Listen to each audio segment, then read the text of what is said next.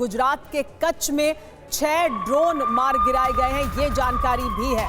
आदिपुर में भी मार गिराया गया है ड्रोन को। तो ड्रोन और मिसाइल जो भी पाकिस्तान की तरफ से आई, देखिए ये कच्छ की तस्वीर है जो आप इस वक्त देख रहे हैं। यहाँ पर मौजूद कुछ सूखे पत्ते और पेड़, उनमें आग लगी इस ड्रोन के यहाँ आने की वजह से। लेकिन ये ड्रोन जहाँ आकर गिरा उसकी तस्वीर तो हमने आपको दिखाई, लेकिन इस ड्रोन को निष्क्रिय किया गया, यानी मार गिराया गया भारत के डिफेंस सिस्टम के द्वारा। भारत के अलग अलग डिफेंस सिस्टम अलग अलग इलाकों में तैनात हैं और भारत के जो डिफेंस सिस्टम है वो काम कर रहे हैं। ये तमाम ड्रोन और मिसाइल जो पाकिस्तान की तरफ से दागी गई भारत की तरफ, उन्हें निष्क्रिय किया गया है, उन्हें निष्प्रभावी किया गया। देखिए 2 तस्वीरें, जब ड्रोन ने सीमा में दाखिल हुआ तब आदिपुर के पास इस ड्रोन को निष्क्रिय किया गया मिसाइल द्वारा। लेकिन दूसरी तस्वीर आप देखिए, जहां पर आकर ये गिरा वहां पर मौजूद पेड़ में और आसपास के जो इलाका है उसमें आग लगी है। लेकिन ये निष्क्रिय होने के बाद यहां पर आकर गिरा है, लेकिन क्योंकि सूखे पत्ते और पेड़ यहां पर मौजूद थे तो उसमें आग लगी है। 2 तस्वीरें हम आपको पाकिस्तान के ड्रोन का मलबा भी दिखा रहे हैं और कैसे कच्छ में पाकिस्तान का ड्रोन ढेर हुआ है, वो तस्वीरें भी। हमारे साथ मेहमान भी लगातार बने हुए हैं, हमारे साथ मेस्टन साहब मौजूद हैं। सर, ये जो हम तस्वीर देख रहे हैं यहाँ आकर गिरा है जहाँ, वो भी तस्वीर हम दिखा रहे हैं, लेकिन अलग अलग इलाकों में जो ड्रोन पाकिस्तान की तरफ से आए हैं उनका पेलोड ज्यादातर जगहों पर कहीं पर भी काम नहीं कर पाया है, पहले ही उनको निष्क्रिय किया गया। सर आपसे पूछा मैंने। मेरे से ओके, सॉरी, फिर दोहराइएगा क्योंकि मेरे को लगा आपने इनसे पूछा। सर मैं ड्रोन के बारे में पूछ रही थी कि पाकिस्तान की तरफ से ड्रोन मिसाइल आए हैं, उनको ज्यादातर हमारी मिसाइल डिफेंस सिस्टम ने काम किया और उनको निष्प्रभावी किया। पहली बात, ये जो ड्रोन्स आ रहे हैं ये टर्की वाले ड्रोन्स हैं।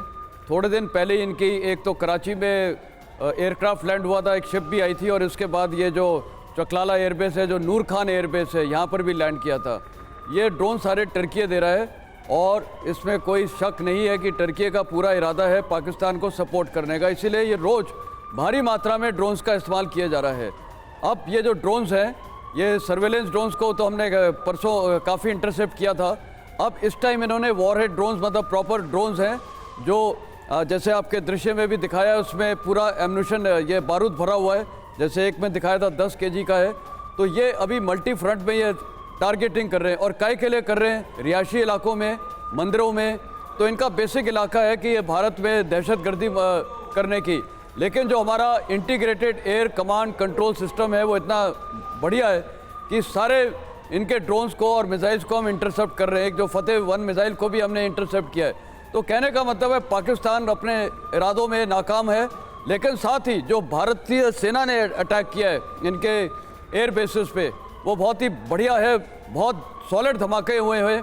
और पाकिस्तान की जो अभी एयरफोर्स की कैपेबिलिटीज़ पे भी अभी शक हो जाएगा, क्योंकि ये एयरपोर्ट से ये टेक ऑफ नहीं कर पाएंगे। और ये खासकर जो इनका नूर खान एयरबेस है, यहाँ पर इनके ट्रांसपोर्ट एयरक्राफ्ट्स हैं, इनके एवैक्स है। बिल्कुल सही बात है सर। रावलपिंडी में नूर खान एयरबेस पर अटैक किया गया है, वहां पर C-130 एयरक्राफ्ट रखा गया था, उसके भी बर्बाद होने की खबर सामने आ रही है। कुछ और डिटेल्स, अभी अहम जानकारियां अभी आनी बाकी हैं। प्रेस कॉन्फ्रेंस की जानी है अब से थोड़ी देर में, जिसमें पूरी जानकारी विस्तार से बताई जाएगी। कमांडर सरदाना हमारे साथ मौजूद हैं। सरदाना साहब, लेकिन निश्चित तौर पर ये ड्रोन वॉरफेयर एक बार फिर बड़ी चुनौती बनता हुआ नजर आ रहा है। मिसाइलों को तो एयर डिफेंस सिस्टम मार गिरा रहा है, लेकिन इस तरह के जो ड्रोन्स हैं जिसमें 5-5 किलो 10-10 किलो एक्सप्लोसिव का इस्तेमाल किया जा रहा है, इनसे निपटना कितनी बड़ी चुनौती है और इनको खत्म करने के लिए, हवा में ही मार गिराने के लिए क्या स्ट्रैटेजी अपनाई जा रही है इस वक्त, कुछ समझा सकते हैं?